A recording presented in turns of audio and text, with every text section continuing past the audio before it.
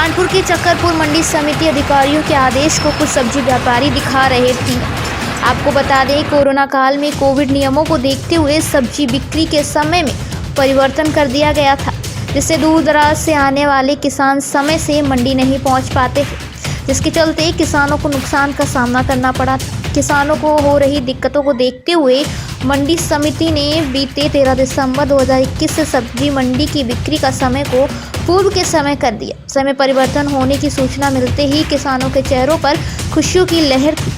लेकिन कुछ सब्जी व्यापारी मंडी समिति के आदेश को दरकिनार करते हुए सब्जी बिक्री कर रहे, जिससे दूर से आने वाले किसानों को आज भी भारी नुकसान उठाना पड़ रहा। साथ ही नियमों का पालन करने वाले सब्जी व्यापारियों को नुकसान भुगतना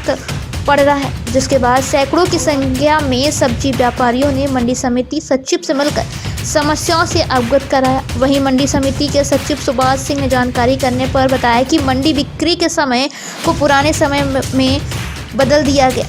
लेकिन कुछ व्यापारी नियमों का उल्लंघन कर हरी सब्जी बिक्री कर रहे, जिसे चिन्हित कर कानूनी कार्रवाई और लाइसेंस निरस्त की कार्रवाई की जाएगी।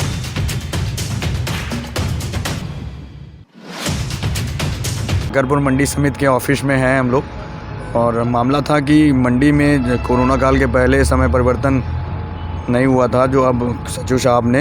आश्वासन दिया है कि जल्द से जल्द समय परिवर्तित करके किसानों और व्यापारियों की समस्या का हल कराएंगे। आज आया आपको क्या हुआ, जैसे परिवर्तन और दुकानें बताई गई थी तो समय में कुछ सचिव साहब ने जाकर देखा कि बहुत से व्यापारी माल बेच रहे हैं, इसमें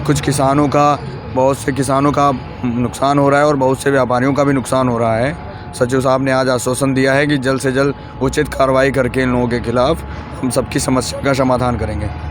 इसके संबंध में हम लोग मंगलवार को जो है व्यापारियों के साथ और उपनिदेशक प्रशासन और मंडी सचिव और सभी व्यापारियों के साथ बैठक की गई थी, जिसमें ये निश्चित किया गया था कि अगले दिन का छोड़ करके बुधवार से इस व्यवस्था को लागू किया जाएगा, जिसमें समय जो है 9 बजे के बाद ही सभी आढ़तियों द्वारा अपना क्रय विक्रय किया जाएगा। परंतु जब निरीक्षण किया गया और इसके एक दिन पहले भी, तो उसमें कुछ व्यापारी ऐसे हैं जो उसका अनुपालन नहीं कर रहे हैं, तो उनको सख्त हिदायत भी दी गई है और अगर नहीं मानते हैं तो फिर नियमानुसार उनके लाइसेंस निलंबन अबलिग निरस्तीकरण की कार्रवाई की जाएगी और जो भी अगली कार्रवाई है प्रशासनिक तौर पे वो भी की जाएगी।